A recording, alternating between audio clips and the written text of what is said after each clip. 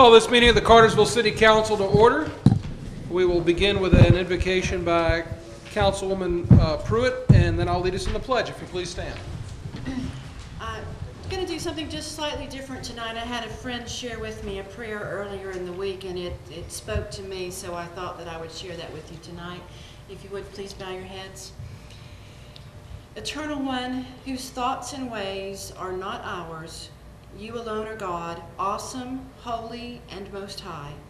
School us in the ways of faith and wisdom, that we, like Job, may learn to truly see and hear, and in humility find blessing. Amen. Amen. Please join me in the pledge. I pledge allegiance to the flag of the United States of America and to the republic for which it stands, one nation under God, indivisible, with liberty and justice for all. Ms. Keeling, the roll, please. Carrie Hodge, Ward 1. Here. Jay Stepp, Ward 2. Louis Tonsfire, Ward 3. Here. Lindsay McDaniel, Ward 4. Here. Diane Tate, Ward 5. Here. Lori Pruitt, Ward 6. Here. Thank you, Connie. Our first item on the agenda is the approval of our council meeting minutes from October 4th. Council's had these since Tuesday, I do believe. Had ample opportunity to look over. I'm sure you poured over them thoroughly. Chair will entertain any edits, corrections, or motions. Motion to approve. Second. All in favor indicate by saying aye. Aye. And the minutes are approved. We do have it's not a repeat on your agenda, but we do have a Red Ribbon Week proclamation. Did that for the Etowah Valley Young Marines last meeting. Had a young lady from the Metro Atlanta Young Marines asked to do the same.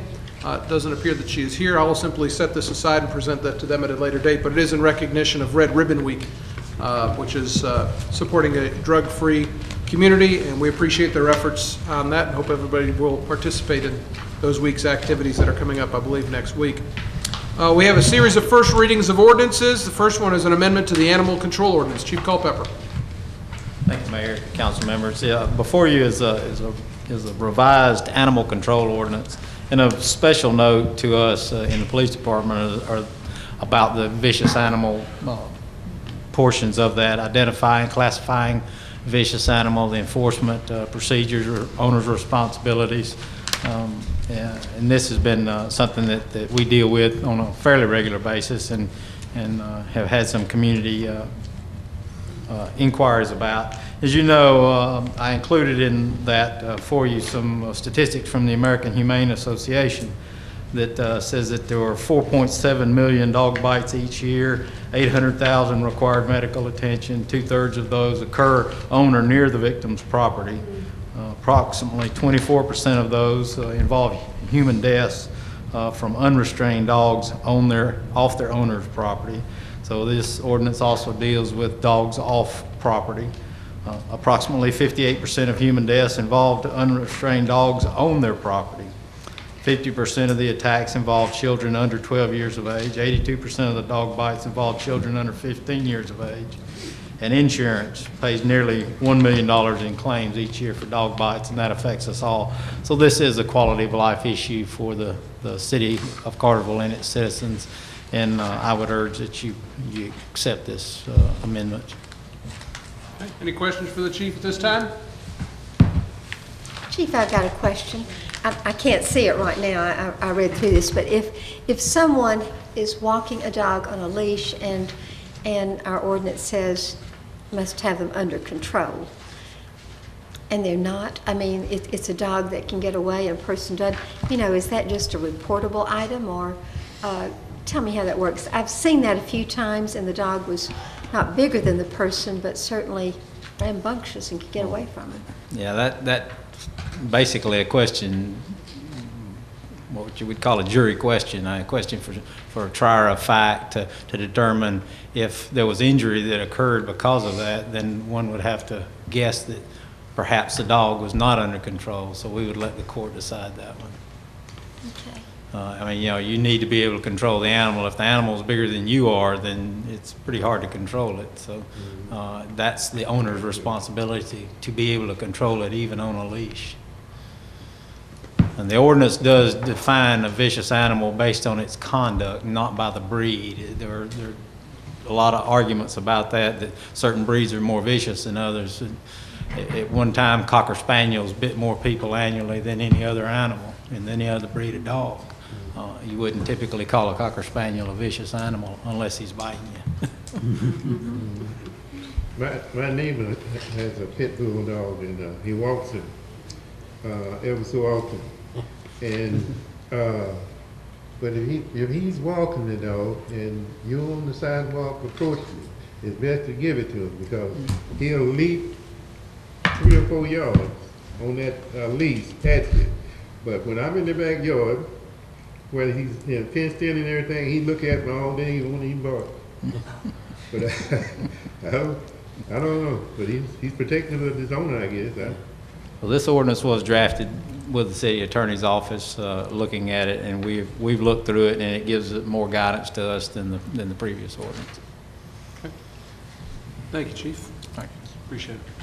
I'm sorry, I want to make sure, we talked about this just really briefly in the work session. It deals with, this proposed ordinance deals with vicious animals, but it also deals with wild animals, which are now absolutely prohibited, and then it deals with livestock, which from what I can tell, you can, if you have more than 2 acres, you're then able to keep a certain amount of livestock and chickens on more than 2 acres.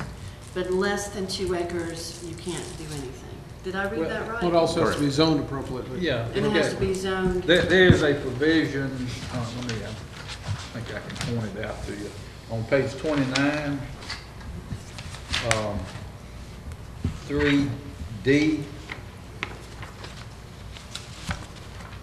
well, D, in the middle of the page, the last sentence of that paragraph, it's talking about livestock, and livestock is defined to include a lot of things, including chickens and pigs and cows and anything you could think of that might be on a farm, really. But it said, the last sentence says, nothing in these provisions shall authorize keeping of livestock in zoning districts where livestock are not permitted.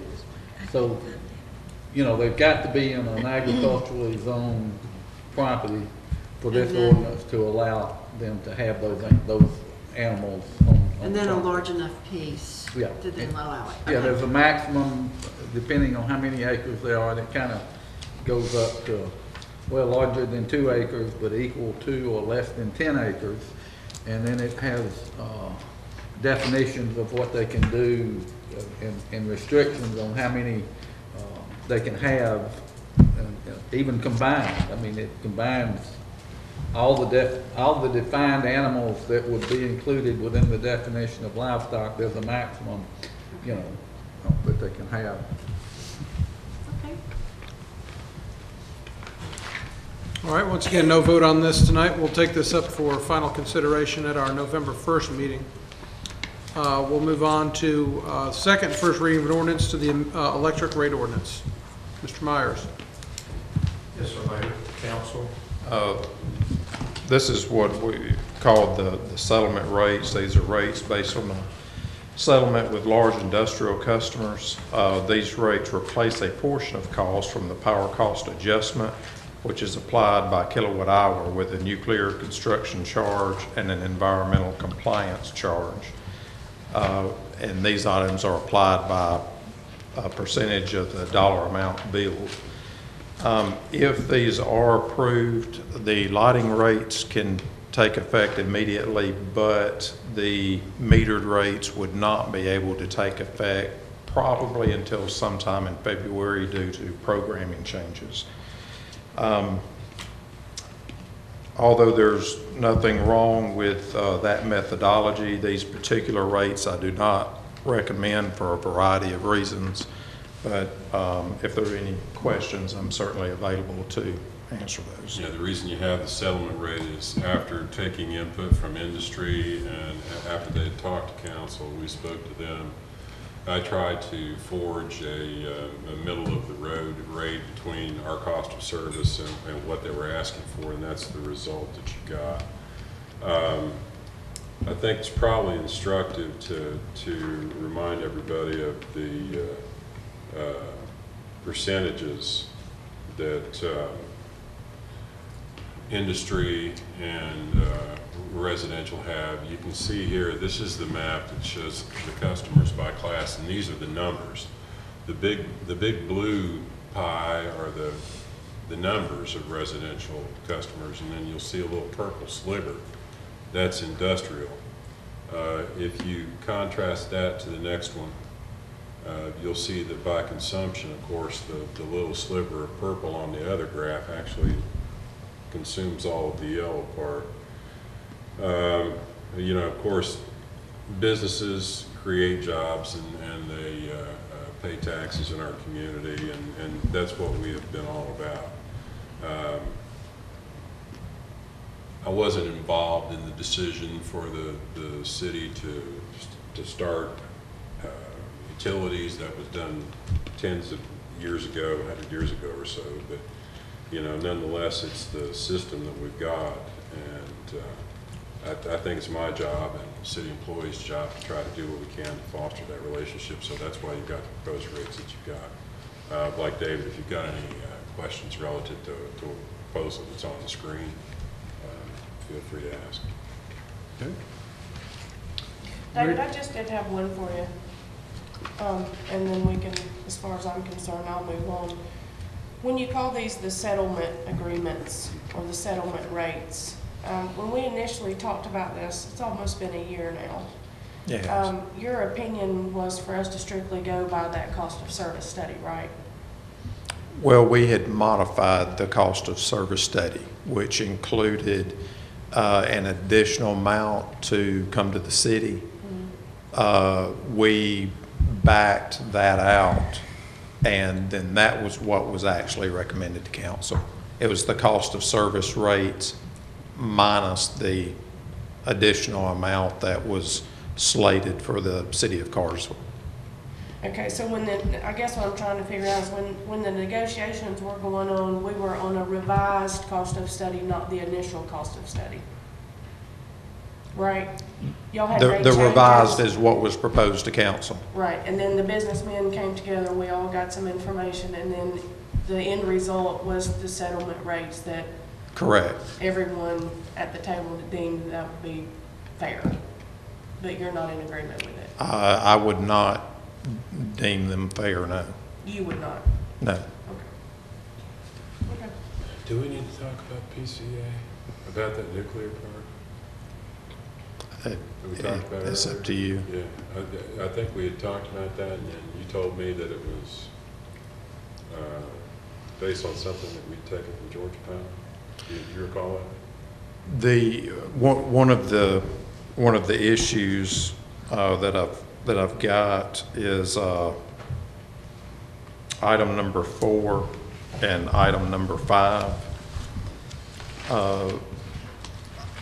The environmental variable, right now our rates have always been deemed directly from our cost, and things that we can lay our hands on, you know, in the office every day. The environmental variable is based on a calculated portion of environmental cost to Cartersville. That is not a number we can get ourselves. It's a number that we have to get from MEAG after, you know, much calculation and weighting, et cetera.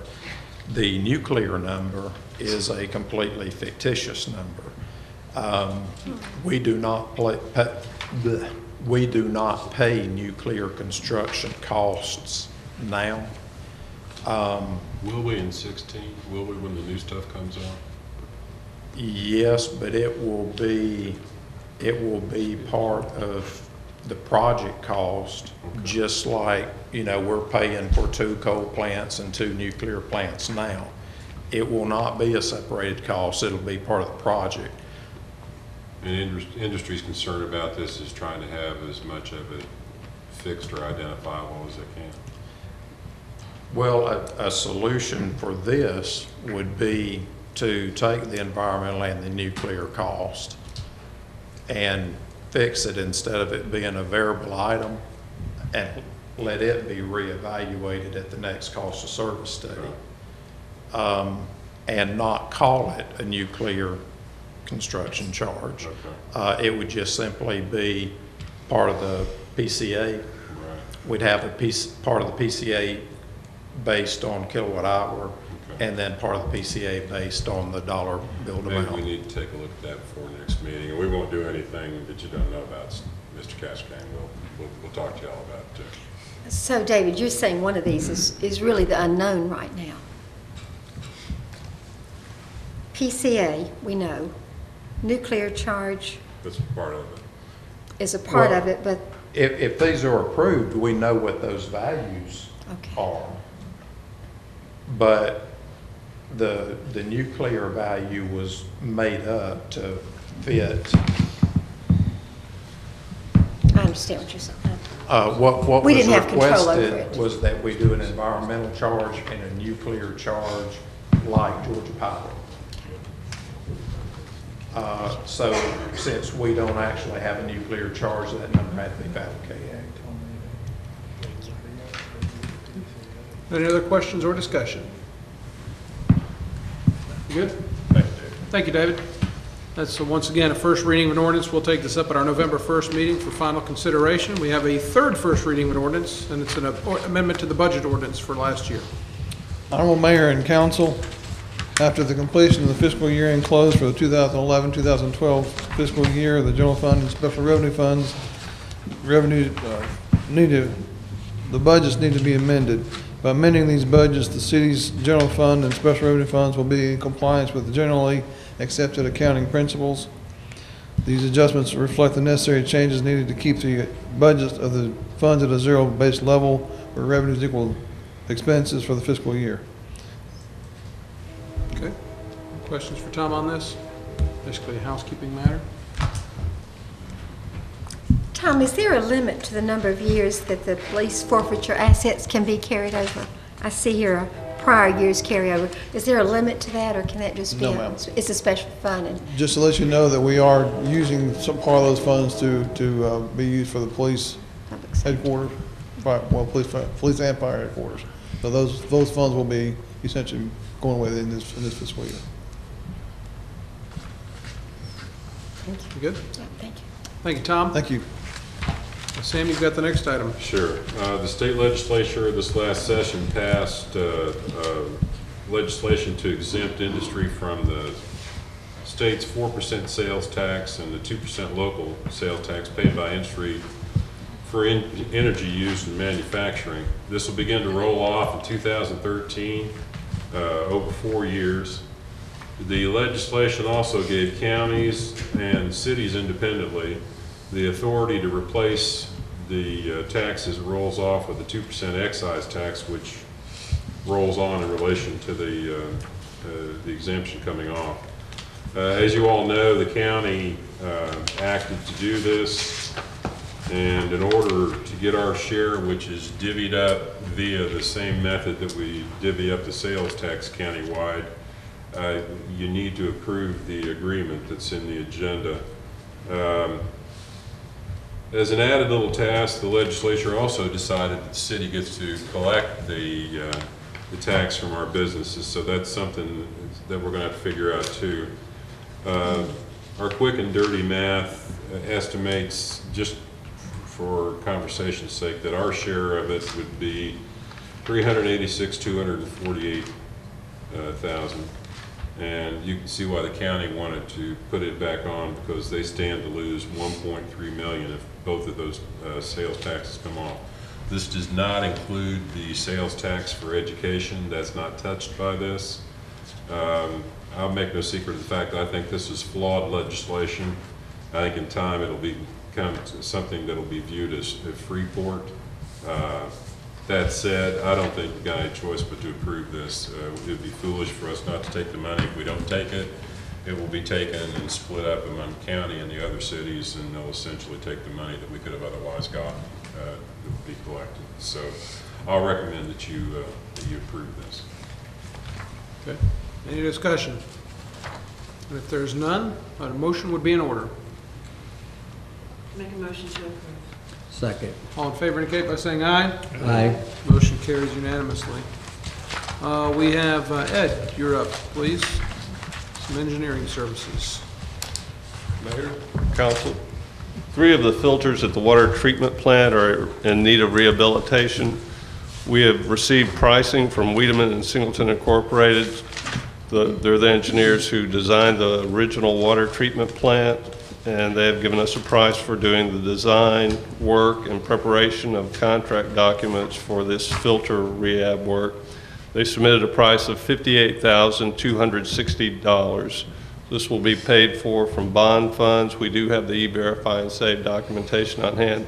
Now, I will note that this is just for the design and preparation of the contract documents. Later on, when we go out to construction, there'll also be a construction administration and inspection contract we'll probably be looking at. Okay. Any discussion on this item? If not, Chair will entertain a motion. Motion to approve. Second. All in favor indicate by saying aye. Aye. Motion carries. Thank you, Ed. Mr. Quist, you've got the next item. Evening, Mayor and Council. This is one of the 3 properties that we have been preparing to acquire through the pre-disaster mitigation grant that we were recently awarded. The grant is paying for 75% of the cost of acquiring and demolishing 3 chronically flood-prone properties. This first property is located at 135 Etowah Drive.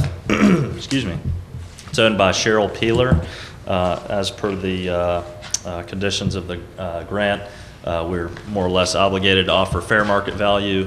We determined that to be $90,700. Ms. Peeler has agreed to that, and I'm here to ask for your approval to go ahead and enter into a contract for the sale of that property, or for the purchase of that property, for $90,700, along with the leeway to pay any reasonable closing costs, which we estimate to be below $1,500. And again, this is paid 75% by the grant with a 25% local match. So. Question for Tom on this item? Just a comment. We were sitting in the office this afternoon talking about this, and if it created precedent and why we should do it, and I relayed to him something that I think Lewis said one time, that part of the role of government ought to be to try to lift people and try to maybe get them out of harm's way, if you will. And I know that you drive by this location every day, Matt, as do I. And I'm glad to see that we're able to get some folks out of the way of flooding and what it's done to them personally. I appreciate your work on it. Thank you. Absolutely. Absolutely. Motion would be in order. Call for a motion to approve. Second. All in favor indicate by saying aye. Aye. Motion carries unanimously. Thanks, Thank you. Tom. Mr. Anderson.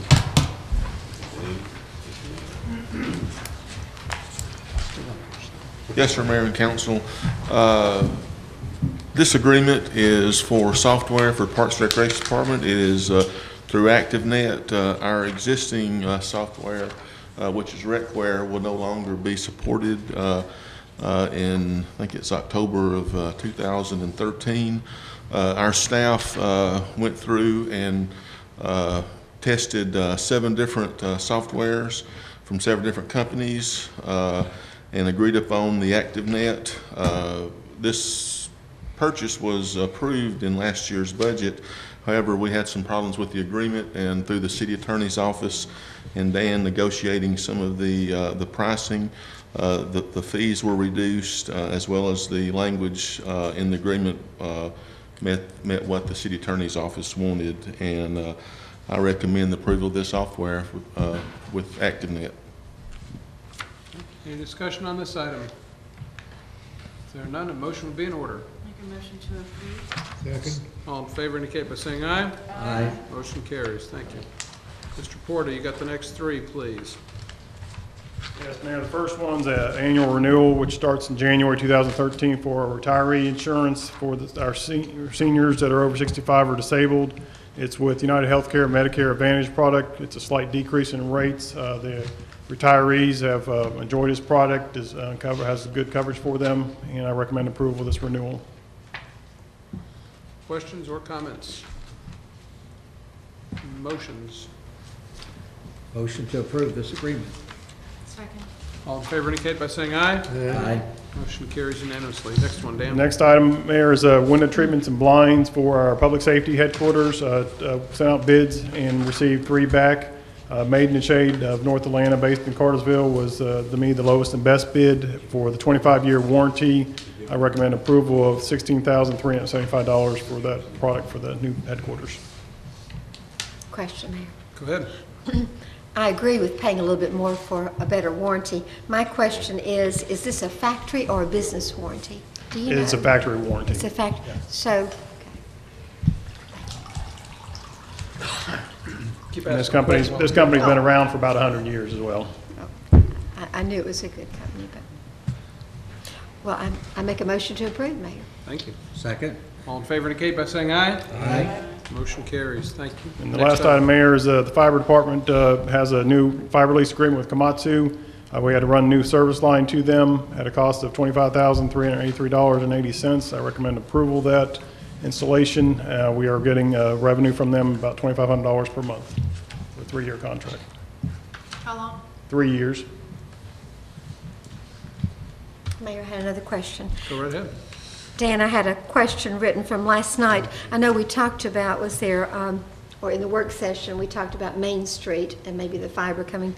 My question was, is there a potential for any other customers on River Road? I mean, I know Lamar and his staff to try to seek out new customers when they can, but it just depends, you know, if there's new customers from out there. And this was actually going out to Komatsu, so if there's new customers that add new business out that way, they will definitely go out and ask for that business. Okay, any other discussion? If there are none, a motion would be in order. Make a motion to approve? Second. All in favor indicate by saying aye. Aye. Motion carries unanimously. Thank you, Dan. Chief Carter, you got the next one. Thank you, Mayor and Council. This is for our annual contract for firefighter medical clearance physicals that have to be conducted in accordance with NFPA 1582, NFPA, of course, National Fire Protection Association standards, and also to maintain compliance with OSHA and NFPA 1500. This is a complete health physical clearance, testing all facets as far as firefighters are concerned: cardiac to respiratory, strength, flexibility, and the list goes on. The base physical price is $20,540 for the entire department. We are asking respectfully this evening for an amount up to but not to exceed $22,000, because beyond the base physical, we have specialized testing that has to be done for all of our hazardous materials teams members. One thing that I would like to point out, that this is more than a one-time shot. These physicals they begin in November, which is our annual date for it. But this contract also allows us a full-year access. We have actually a physician who maintains as a consultant for the department through the year. As chief, if I have issues that come up, he is a contact that provides us. He also assists employees if they're injured any during the year to get them into rehab, to get them back to work. And it's been a very valuable program for us since we started it in 2004. So we respectfully ask this evening for approval for funding up to but not to exceed $22,000. Thank you, Chief. Any questions? These physicals, will this be similar to like you're going to your family doctor every 6 months? No, sir. This is a very intensive physical. It's actually done over a 2-week process, and they will do cardiac aerobic testing. They will do strength testing, flexibility, eye testing, hearing testing, some other testing that we won't even get into tonight, but it's extremely intensive. I see. Thank you. Okay, any other questions? You want to ask that question, don't you? Okay. Telling jokes down there. And I'll ask for a motion. Motion to approve. Second. All in favor indicate by saying aye. Aye. Thank you. Who's that other that's got you wondering? Sam, you've got the next item, this please. is for Bob.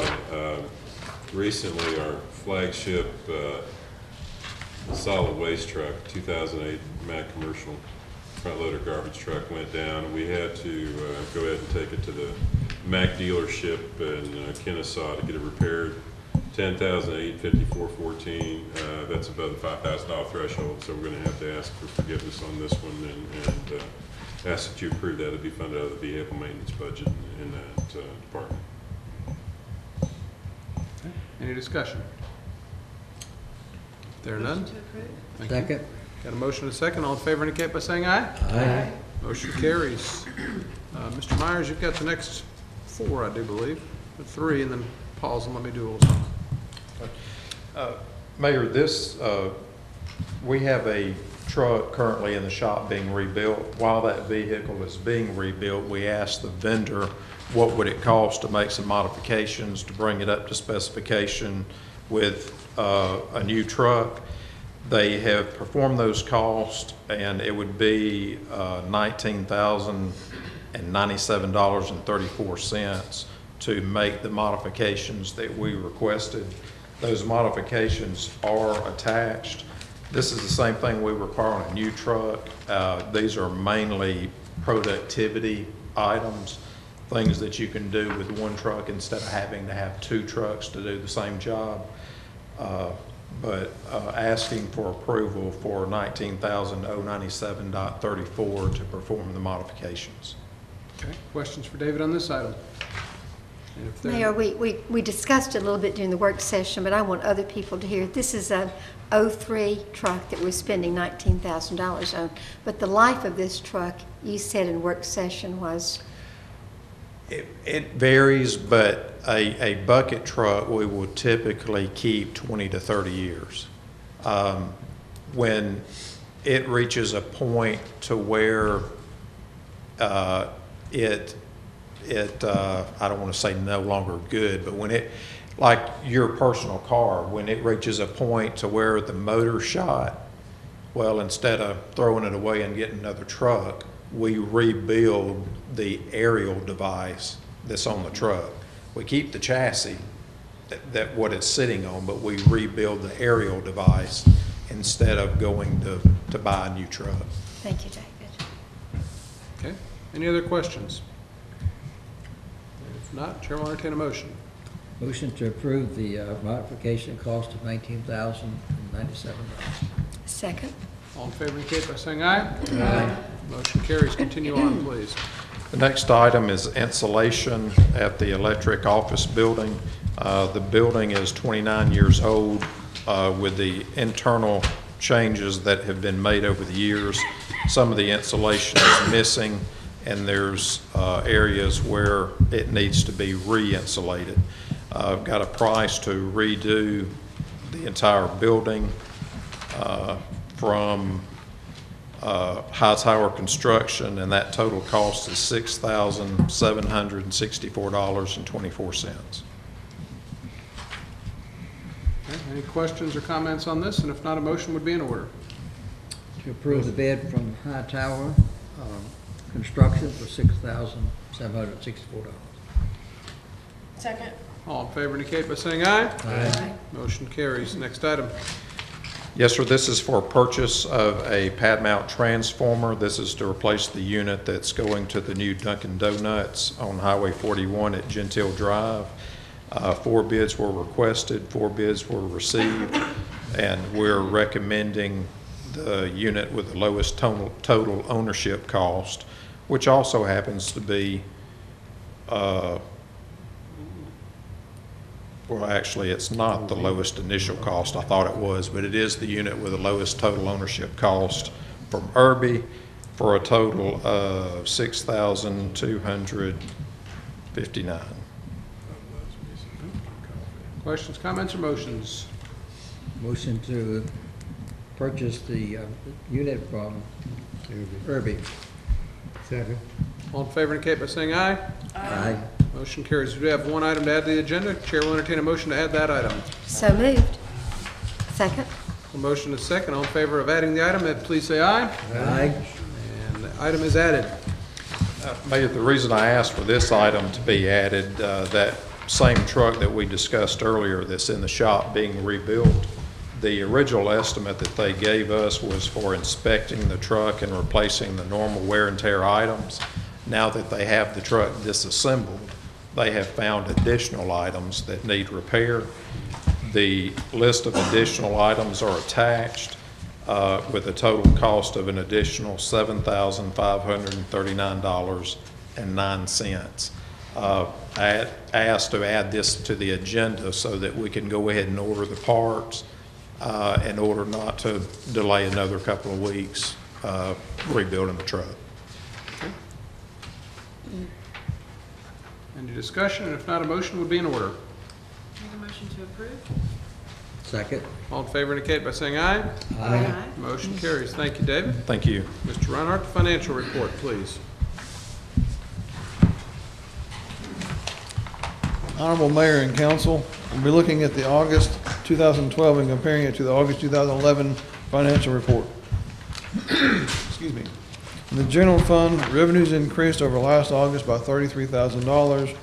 Expenses have increased by $582,000. The largest portion of this increase is due to increase in operating expenses where we charge the casualty insurance and property insurance in the month of July, where we usually do it in the month of December. Other increases include personnel, which basically it goes back to the health and the dental insurance increases. And the three areas of revenue that I monitor on a monthly basis are the local option sales tax. We've got a decrease from last year of $11,000. Police fines and forfeitures, we've got an increase of $55,000 from last year. And building permits and inspections, we have an increase of $6,000. The water and sewer fund, revenues increased over last August by $144,000. Excuse me, while expenses have increased by $506,000. This is due to increased personnel expenses and once again, the cost of health and dental insurance and the also increased in capital expenses. Gas fund, the revenues have decreased from August of last year by $419,000. Expenses have decreased by $700,000. This is due mainly to decreased cost of purchased gas. In the electric fund, revenues have decreased from last year by $564,000. Expenses have increased by $221,000. This increase is due to increased personnel expenses, increased operating expenses, and increased cost of purchased electricity. Stormwater fund, revenues increased over last year by $2,900. Expenses have increased by $45,000. This increase is due mainly to increased personnel expenses, increased operating expenses, and increased capital expenses. Solid waste fund, revenues increased from last August by $26,000. Expenses increased by $45,000. This increase is due to increased personnel expenses and operating expenses. And finally, in the fiber optics fund, revenues have increased from last August by $1,600. Expenses have increased by $51,000 due to increased personnel expenses and increased operating expenses. The one note on the fiber optics fund, the increased personnel expenses is we basically added another person this year where we didn't have it in the budget last year. That is my report for the year. Do you know off the top of your head, or maybe Dan would, that one-time expense that you mentioned that was logged in the general fund, the property liability account, you know what that was? How much? It's around $250,000. Okay. And it's about $211,000 roughly for the other funds. Okay. It's more of an accounting question. You said you used to log it, Do it sometime in the month of December or February. Or oh, so December basically the January. due date has changed, basically. Well, instead of waiting throughout the year, Dan wanted me to go ahead and do it up earlier so that he could know what the funds in the property and casualty I got fund you. were. It's always on our fiscal year beginning date. Yes. It's our property and casualty insurance fund that never gets posted to disperse all the funds charged back. I guess I just didn't know why you wouldn't, once again, not being an accountant, but why you wouldn't just prorate it and add it 1/12 every month, and that way you're kind of charting where Just the easier, expenses go. instead of having to do a repetition. Just do it once at the beginning of the year and let it Yes. all just balance out. Yes. That's fine. It's just a quick, it's fine. All right. Any other questions or discussion on the financial report? Thank you. Thank you, Tom. Anything else that needs to come before council this evening? Come on, Greg. I'll be short and to the point. We have a large event this weekend at Dillinger Park. We've got our dog dish championship. We've talked to Melissa Heater, who is over Wolf Sports, who is putting the event on. There's about 200 participants, a lot of them international. It's a free event, Saturday and Sunday, 6 10 a.m. to 6 p.m. every day. The Humane Society will be operating the concession stand. There'll be a lot of vendors, and again, it's free, and it's a great family event. So come on out. Thank you. It's a lot of fun if you haven't been. Mayor, I wanted to comment on our event we had last week, Sample Your City.